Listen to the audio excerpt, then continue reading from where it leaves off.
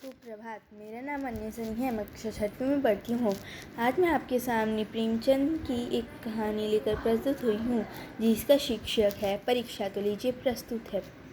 जब रियासत देवगढ़ के दीवान सरदार सुजान सिंह बूढ़े हुए तो उनको परमात्मा की याद आई। जाकर महाराज से विनय की। दीनबंधु दास ने श्रीमान की सेवा 40 वर्षों तक की। अब मेरी अवस्था भी ढल गई। राज का संभालने की शक्ति नहीं रही। कभी भूल चूक हो जाए तो बुढ़ापे में दाग लगेगा। सारी जिंदगी की नेकनामी मिट्टी में मिल जाएगी। राजा साहेब अपने अनुभवशील व नीति कुशल दीवान का बड़ा आदर करते थे। बहुत समझाए, लेकिन जब दीवान साहब ना माने तो हारकर उनकी प्रार्थना स्वीकार कर ली। साथ ही यह शर्त लगा दी कि रियासत के लिए नया दीवान उन्हें ही ढूंढना पड़ेगा। दूसरे दिन देश के प्रसिद्ध समाचार पत्रों में यह विज्ञापन निकला, देवगढ़ के लिए एक सहयोग दीवान की ज़रूरत है। यह ज़रूरी नहीं कि वह ग्रेजुएट हो, पर हष्ट-पुष्ट होना ज़रूरी है। 1 महीने तक उम्मीदवारों के रहन सहन तथा आचार विचार की देखभाल की जाएगी। विद्या का कम परंतु कर्तव्य का अधिक विचार किया जाएगा। जो महाशय इस परीक्षा में खड़ा उतरेगा वह इसके लिए सुशोभित होगा। इस विज्ञापन ने सारे मुल्क में हलचल मचा दी। ऐसा ऊंचा पद और किसी प्रकार की कैद नहीं, केवल नसीब का खेल है। सैकड़ों आदमी अपना अपना भाग्य परखने के लिए चल पड़े। देवगढ़ में नए नए और रंग बिरंगे मनुष्य दिखाई देने लगे। प्रत्येक रेलगाड़ी से उम्मीदवारों का एक रेला सा उतरता। कोई पंजाब से चला आता था, कोई मद्रास यानी चेन्नई से, कोई नए फैशन का प्रेमी था तो कोई पुरानी सादगी पर पिटा हुआ। पंडितों और मौलवियों को भी अपने अपने भाग्य की परीक्षा करने का अवसर मिला। रंगीन चौगे और नाना प्रकार के अंगरखे और कानटोप देवगढ़ में अपनी सजधज दिखाने लगे, लेकिन सबसे विशेष संख्या में ग्रेजुएटों की थी। सरदार सुजान सिंह ने इस महानुभावों के आदर सत्कार का बड़ा अच्छा प्रबंध कर दिया। लोग अपने अपने कमरों में बैठे हुए महीने के दिन गिना करते थे। हर एक व्यक्ति अपने जीवन को अपनी बुद्धि के अनुसार अच्छे रूप में दिखाने की कोशिश करता था, लेकिन मनुष्य का वह बूढ़ा जौहरी आर्ट में बैठा हुआ देख रहा था कि इन बगुलों में हंस कहाँ छिपा है। एक दिन नए फैशन वालों को सूझी कि आपस में हॉकी का खेल हो जाए। यह प्रस्ताव हॉकी में मजे हुए खिलाड़ी ने पेश किया। यह भी तो आखिर एक विद्या है, इसके क्यों छुपा कर रखे। संभव है कुछ हाथों की सफाई ही काम। चलिए, तय हो गया तथा फील्ड बन गई। खेल शुरू हो गया। रियासत देवगढ़ में यह खेल बिल्कुल निराली बात थी।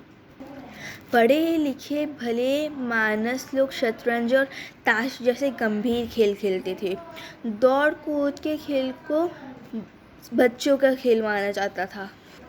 खेल बड़े उत्साह से चल रहा था।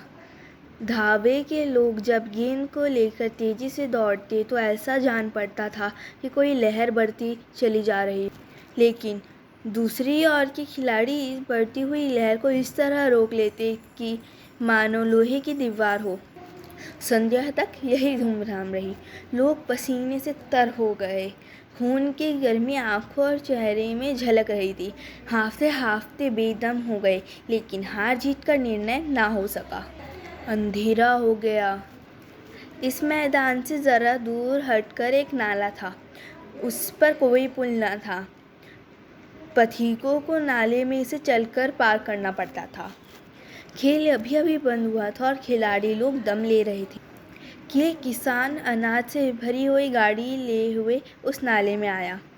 कुछ तो नाले में कीचड़ था और कुछ उसकी चढ़ाई इतनी ऊंची थी कि गाड़ी ऊपर ना चढ़ सकी। वह कभी बैलों को ललकारता तो कभी पहियों को हाथ से धकेलता, लेकिन बोझ अधिक था और बैल कमज़ोर थी। अगर गाड़ी ऊपर की ओर चढ़ती तो वैसे ही नीचे उतर जाती, तो कुछ दूर चढ़कर फिर खिसक कर नीचे पहुंच जाती। किसान बार बार जोर लगाता और बार बार झुझलाकर बैलों को मारता, लेकिन गाड़ी उभरने का नाम ही ना लेती।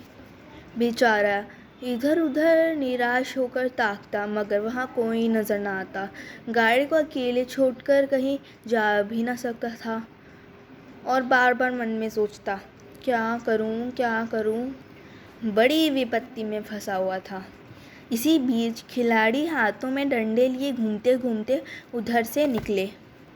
किसान ने उनकी ओर सहमी हुई आंखों से देखा, परंतु किसी से मदद मांगने का साहस न हुआ। खिलाड़ियों ने भी उसको देखा, मगर बंद आंखों से, जिनमें सहानुभूति न थी। उन सब खिलाड़ियों में स्वार्थ था, मद अर्थात अहंकार था, मगर उदारता और भाईचारे का नाम भी न था। परंतु उसी समूह में से एक ऐसा मनुष्य था जिसके हृदय में दया थी और साहस था। आज हॉकी का खेल खेलते हुए उसके पैर में चोट लग गई थी। लंगड़ाता हुआ धीरे धीरे चल रहा था। उसने किसान को देखा और ठिठक गया। उसे किसान की सूरत देखते ही सब बातें ज्ञात हो गई। डंडा एक किनारे रख दिया, कोट उतार डाला और किसान के पास जाकर बोला, मैं तुम्हारी गाड़ी निकाल दूं? किसान ने देखा, एक गड्ढे हुए बदन का लंबा आदमी सामने खड़ा है।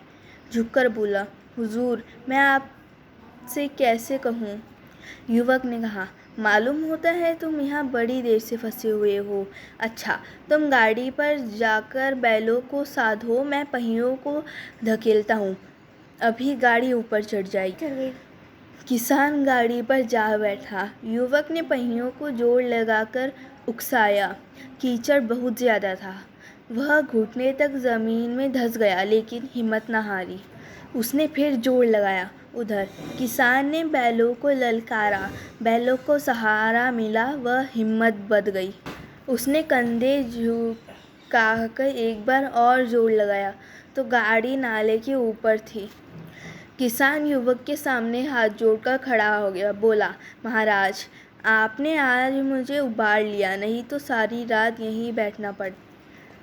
अगले दिन महीना पूरा हुआ और चुनाव का दिन आ पहुंचा। उम्मीदवार लोग प्रातःकाल से अपनी अपनी किस्मत का फैसला सुनने के लिए उत्सुक थे।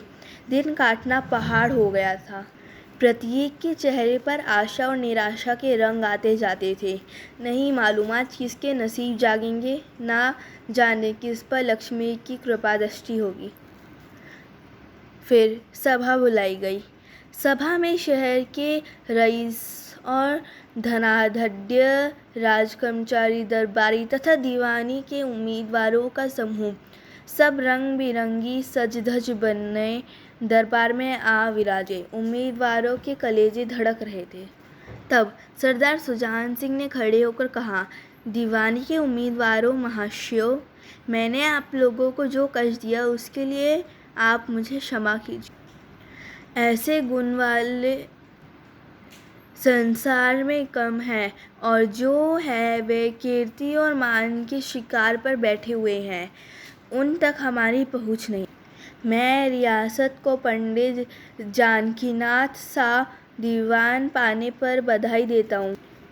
रियासत के कर्मचारियों और रईसों ने जानकीनाथ की तरफ देखा। उम्मीदवारों दल की आंखें उथर थीं, मगर उन आँखों में सत्कार था तो इन आँखों में ईर्ष्या।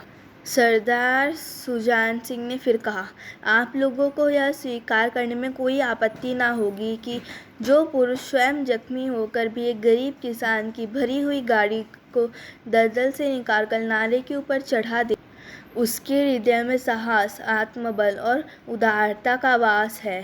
ऐसा आदमी गरीबों को भी ना सताएगा। उसका संकल्प दृढ़ है, जो उसके चित्त को स्थिर रखेगा।